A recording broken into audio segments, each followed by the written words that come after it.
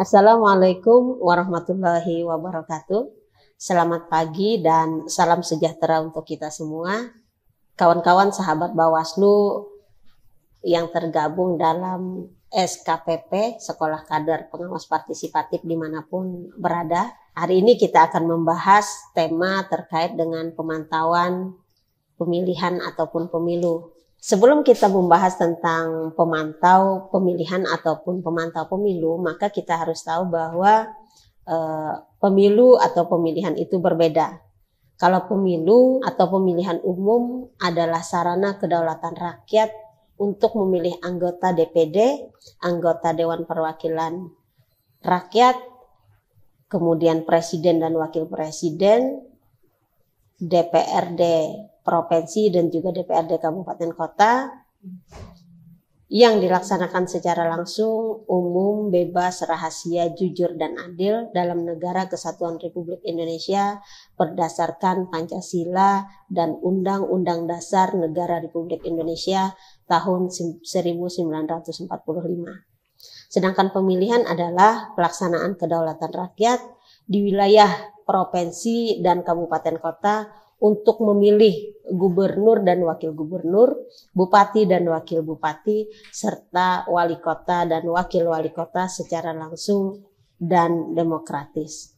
Teman-teman sahabat Bawaslu, kita tahu bahwa ada dua pengertian berbeda tersebut, maka pemantauan di dua kegiatan pemilihan tersebut juga ada perbedaannya. Apa itu pemantau? Pemantau pemilihan adalah lembaga swadaya masyarakat, badan hukum, lembaga pemantau dari luar negeri, lembaga pemilihan luar negeri, dan perwakilan negara sahabat di Indonesia, serta perseorangan yang mendaftar kepada Bawaslu atau KPU dan telah memperoleh akreditasi dari Bawaslu ataupun KPU. Pemantauan pemilu adalah kegiatan yang dilakukan oleh pemantau pemilu untuk memantau pelaksanaan tahapan penyelenggaraan pemilu atau pemilihan umum atau pemilihan kepala daerah. Adapun akreditasi yang dimaksud adalah pengesahan yang diberikan oleh penyelenggara, baik Bawaslu ataupun KPU, Bawaslu atau KPU Provinsi, dan Bawaslu atau KPU Kabupaten Kota kepada pemantau pemilu yang telah memenuhi persyaratan yang ditetapkan oleh Bawaslu atau KPU. Nah, terkait pemantau dalam dua penyelenggaraan pemilihan dan pemilihan umum tersebut, dasar hukum yang digunakan lembaga pemantau yaitu Undang-Undang Nomor 10 Tahun 2016 tentang pemilihan gubernur, bupati, dan wali kota pada pasal 123 sampai 130 untuk pemilihan kepala daerah. Adapun pemantau untuk pemilihan umum, dasar hukumnya berada pada Undang-Undang Nomor 7 Tahun 2017 tentang pemilihan umum, pasal 435 sampai dengan pasal 447. Selain itu juga untuk pemilihan umum telah dikeluarkan Perbawaslu Nomor 4 Tahun 2018 tentang pemantauan pemilihan umum. Teman-teman sahabat Bawaslu dimanapun berada, pemantau itu meliputi dua bagian, pemantau dalam negeri, bisa jadi juga ada pemantau dari luar negeri.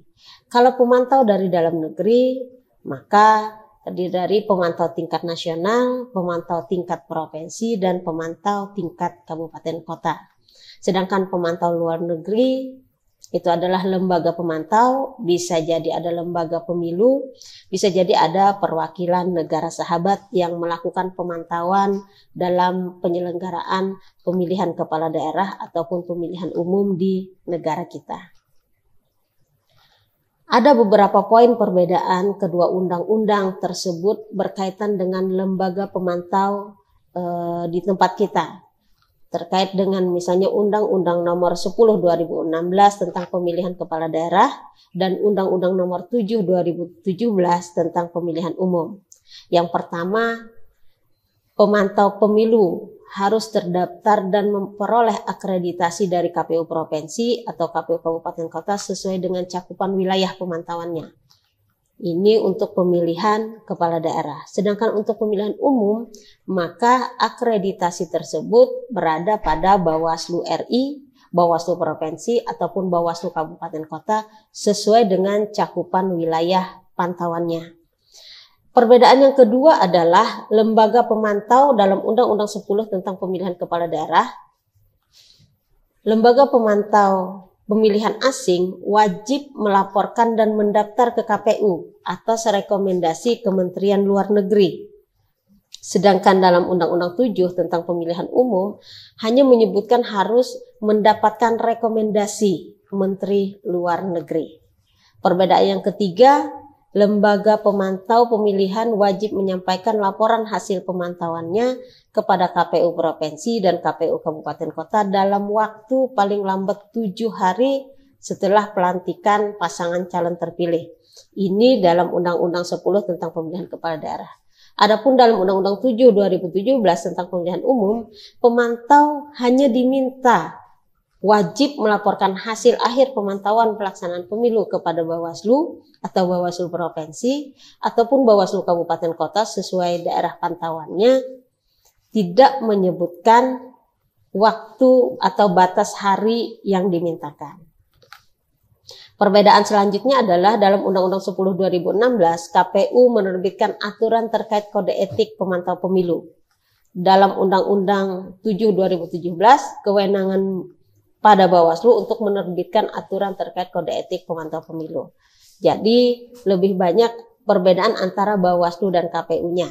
Dalam Undang-Undang 10 2016, pemantau pemilu memiliki kewajiban membantu pemilih dalam merumuskan pengaduan yang akan disampaikan kepada pengawas pemilu. Sedangkan di Undang-Undang 7 2017, pemantau pemilu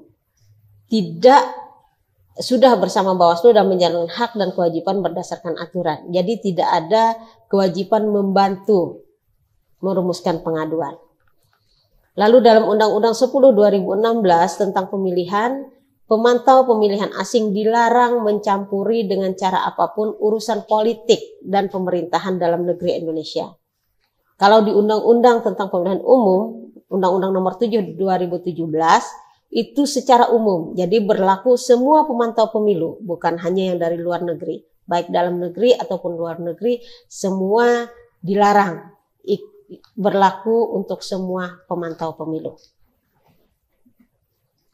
Selanjutnya, Undang-Undang 10 2016 menyebutkan tidak mengatur bab tersendiri terkait sanksi bagi pemantau pemilu.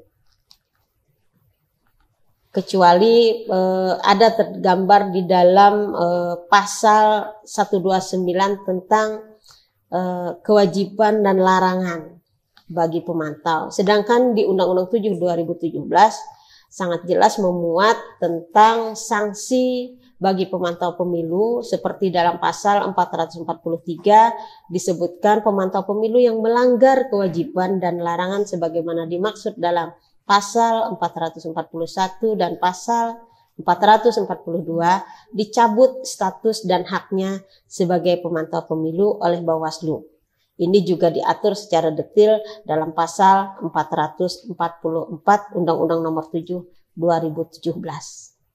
Nah, demikian terkait dengan aturan hukum, dasar hukum pemantau dalam melakukan pemantauan di dua rejim pemilihan yang berbeda. Pemilihan umum itu presiden, wakil presiden, DPD, DPR, kemudian pemilihan kepala daerah, pemilihan gubernur dan bupati ataupun wali kota. Adapun hak lembaga pemilihan. Nah, terkait dengan hak lembaga pemantau pemilihan disebutkan adalah mereka boleh mendapatkan akses di wilayah pemilihan tersebut, kemudian mendapatkan perlindungan hukum dan juga keamanan, mengamati dan mengumpulkan informasi jalannya proses pelaksanaan pemilihan di tahap awal sampai dengan tahap akhir. Selain itu juga berada di lingkungan TPS pada hari pemungutan suara dan memantau jalannya proses pemungutan suara. Mendapat akses informasi dari KPU Provinsi, KPU Kabupaten Kota, ataupun menggunakan perlengkapan untuk mendokumentasikan kegiatan pemantauan sepanjang berkaitan dengan pelaksanaan pemilihan. Nah, itu terkait dengan hak lembaga pemantau pemilihan. Kewajibannya adalah selain haknya, mereka juga punya kewajiban. Yang pertama, mematuhi kode etik pemantau pemilihan yang diterbitkan oleh KPU. Kalau dia pemilihan umum, maka diterbitkan oleh Bawaslu. Mematuhi permintaan untuk meninggalkan atau tidak memasuki daerah atau tempat tertentu, atau untuk meninggalkan TPS atau tempat perhitungan suara dengan alasan keamanan. Jadi harus mengikuti itu, wajib dia mengikuti arahan tersebut. Menanggung sendiri semua biaya selama kegiatan pemantauan berlangsung.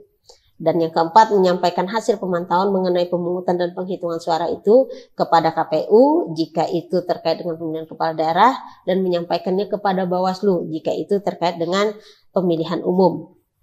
Menghormati peranan, kedudukan, dan wewenang penyelenggara pemilu, serta menunjukkan sikap hormat dan sopan kepada penyelenggara pemilihan dan kepada pemilih, melaksanakan perannya sebagai pemantau, serta tidak berpihak dalam melakukan pemantauan atau objektif dalam melakukan sebuah penilaian.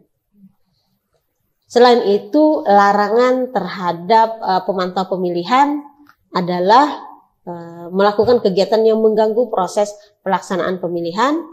Yang kedua, mempengaruhi pemilih dalam menggunakan hak pilihnya untuk memilih. Yang ketiga, mencampuri pelaksanaan tugas dan wewenang penyelenggara pemilihan. Yang keempat, memihak kepada peserta pemilihan tertentu. Yang kelima, menggunakan seragam, warna atau atribut yang memberikan kesan mendukung salah satu calon atau peserta pemilihan ataupun peserta pemilu. Yang keenam, menerima atau memberikan hadiah, imbalan atau fasilitas apapun kepada peserta pemilihan. Yang berikutnya adalah mencampuri dengan cara apapun urusan politik dan pemerintahan dalam negeri Indonesia dalam hal pemantau merupakan pemantau pemilihan asing. Yang ketujuh, membawa senjata, bahan peledak atau bahan berbahaya lainnya selama melakukan pemantauan. Lalu pemantau tidak boleh masuk ke dalam wilayah TPS. Yang selanjutnya, pemantau menyentuh perlengkapan alat pelaksanaan pemilihan termasuk surat suara tanpa persetujuan petugas pemilihan. Jadi itu semua dilarang. Kemudian melakukan kegiatan lain selain yang berkaitan dengan pemantauan pemilihan. Nah, jadi pemantau dilarang melakukan hal-hal yang demikian. Jika pemantau pemilihan melanggar hak, kewajiban atau melanggar larangan dan tidak melaksanakan kewajibannya, maka bisa terjadi ada sanksi terhadap pemantau. Terutama jika mereka melanggar larangan-larangan dalam melakukan pemantauan, bisa sanksi administrasi ataupun sanksi pidana ataupun perdata. Nah, kalau sanksi administrasi tadi sudah jelas disebutkan bahwa bisa dicabut akreditasinya sebagai pemantau pemilu oleh lembaga penyelenggara, atau bisa jadi direkomendasikan kepada Menteri Hukum dan Hak Asasi Manusia untuk menetapkan pencabutan hak pemantau pemilu bagi pemantau luar negeri. Kalau pidana, maka sanksi disesuaikan dengan peraturan perundang-undangan pidana yang berlaku.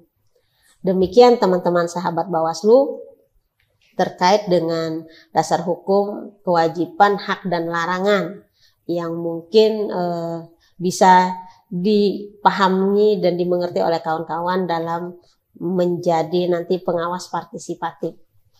Demikian, billahi taufiq wal hidayah. Wassalamualaikum warahmatullahi wabarakatuh.